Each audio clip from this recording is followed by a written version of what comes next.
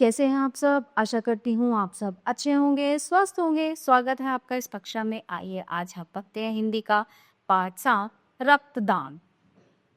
पाठ परिचय। प्रस्तुत पाठ में रक्तदान के महत्व को दर्शाया गया है। रक्त की आवश्यकता लोगों का जीवन बचाने में पड़ती है। चूंकि रक्त को बनाया नहीं जा सकता, इसलिए रक्तदान को महादान कहा गया। रक्तदान से जुड़ी अन्य बातों की जानकारी भी पाठ में दी गई। खिड़की के पास बैठा हुआ मैं डूबते सूरज की लाल किरणों को देख रहा। उसी समय डाकिया एक चिट्ठी दे गया। चिट्ठी छोटे भाई की थी, जिसमें लिखा था, एक आंसू भरी खबर दे रहा हूँ। अपने पड़ोसी श्री राम शर्मा जी का 3 दिन पहले ट्रक से एक्सीडेंट हो गया। बेचारे शाम को सब्जी लेने बाजार गए थे। लौटते समय एक ठेले पर ताजा अमरूद देखकर रुक गए। उन्होंने अमरूद तुलवाए और 10 रुपए का नोट जेब से निकाला। कुछ योग समझिए कि नोट उड़कर सड़क पर आ गिरा। शर्मा जी उसे उठाने गए, वह और आगे उड़ चला। पीछे पीछे शर्मा जी दौड़े। उसी समय एक ट्रक आया। वे अभी कुछ संभले, उसके पहले ही उनके पैरों को कुचलता हुआ ट्रक आगे बढ़ गई।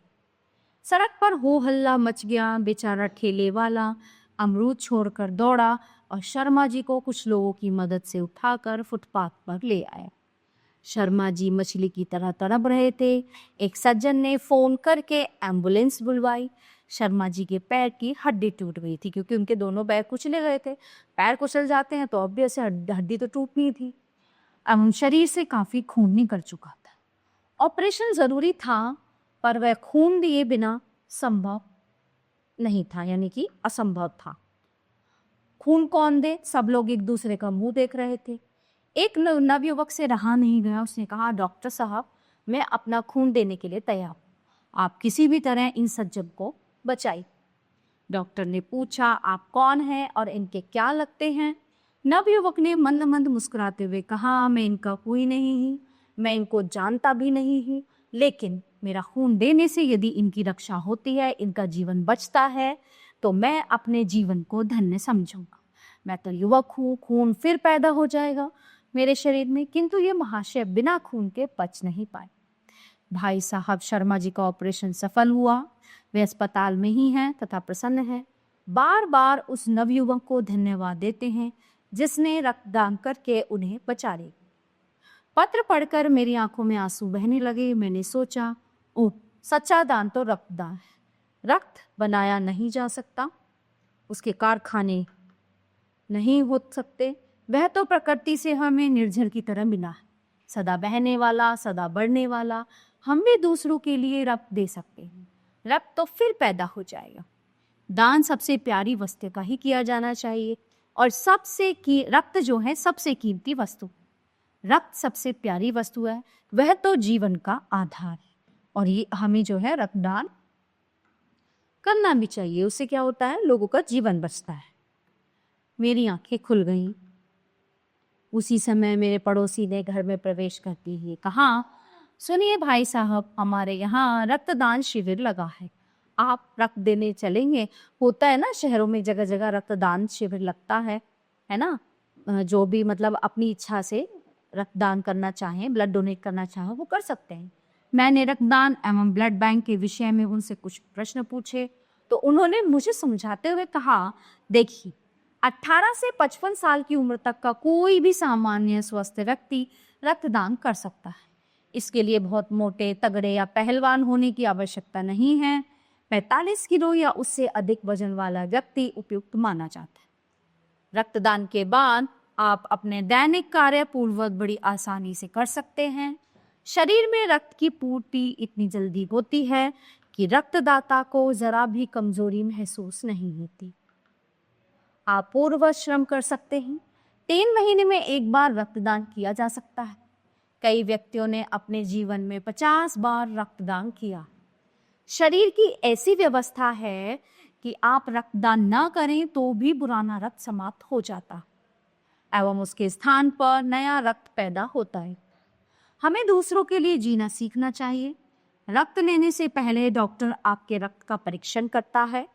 रक्त के वर्ण, हीमोग्लोबिन एवं ब्लड प्रेशर की जांच की जाती है। सारी अनुकूलताएं होने पर ही रक्तदान किया जाता है ना, कि आप उसके लिए कैपेबल हो या नहीं।